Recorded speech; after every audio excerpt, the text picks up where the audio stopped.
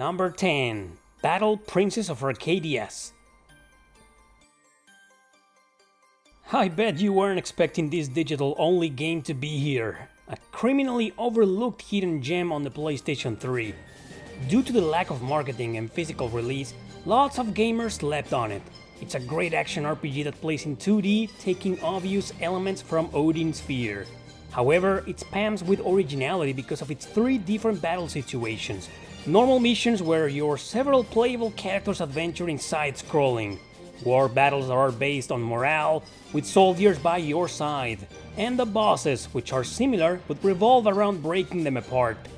Overall, it's a fantastic game and definitely one of the best JRPGs of 2014.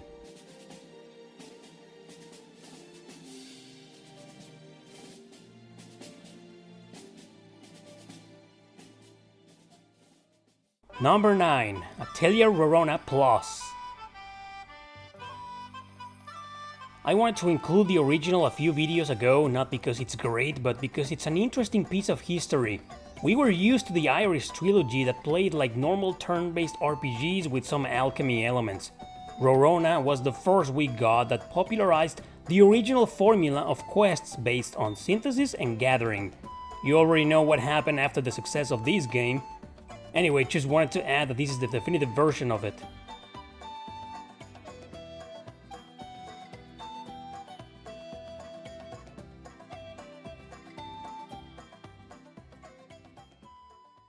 Number 8. Drakengard 3. What can I say about one of the most violent action RPGs in existence? Gore, carnage, hack and slash, low frame rate and clunky controls.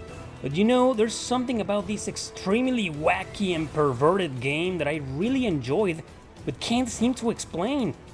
Whatever the case, Drakengard 3 is a notorious piece of work among the best of 2014.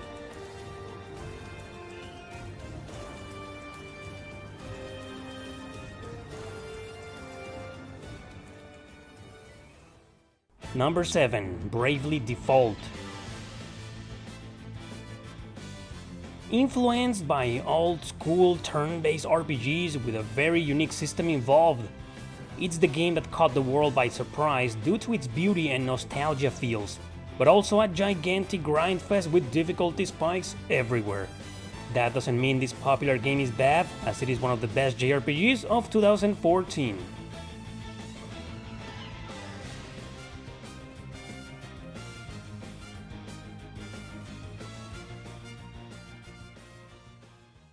Number 6. Freedom Wars.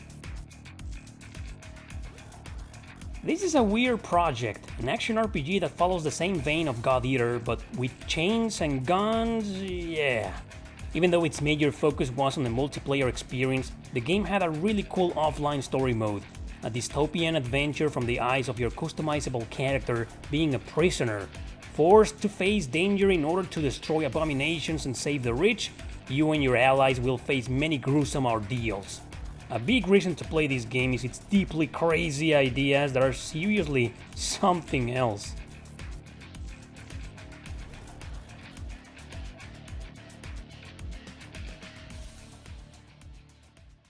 Number 5. Tears to Tiara 2. This is a strategy RPG with strong visual novel elements, and when I say strong, I mean it, because sometimes you'll be reading for hours before you can actually do battle. That's good though, considering the story, however anime-ish, is very well written and developed.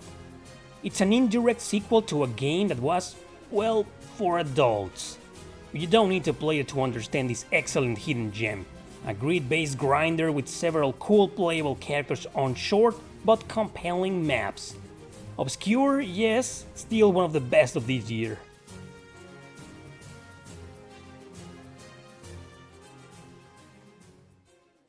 Number 4. Persona Q, Shadow of the Labyrinth.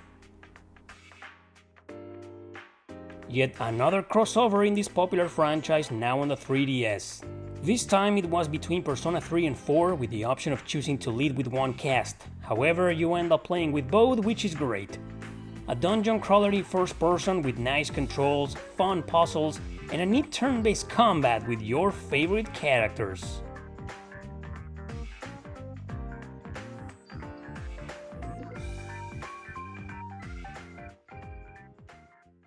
Number 3. Tales of Symphonia Chronicles.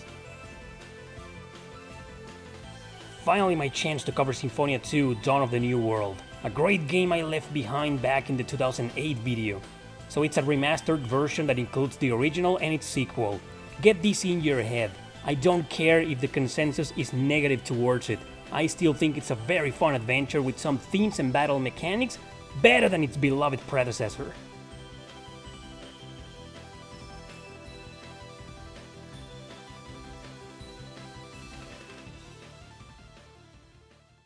Number 2. Tales of Hearts R.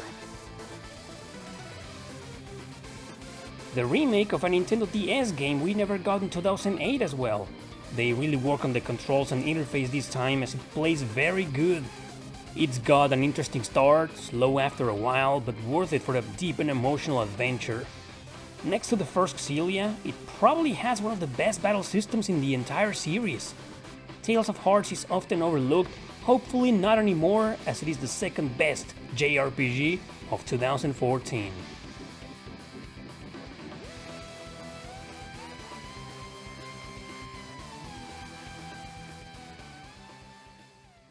Number 1. Tales of Xillia 2. Another sequel here is the king of this year.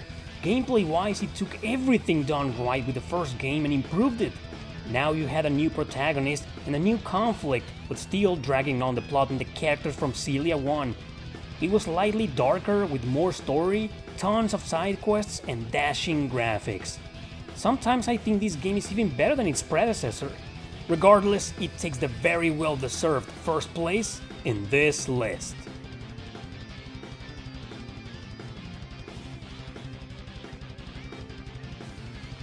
3 Tales of games in a row, wow!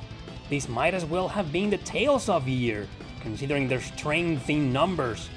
Will the next ones be full of them too? Who knows? We're gonna have to find out first in 2015.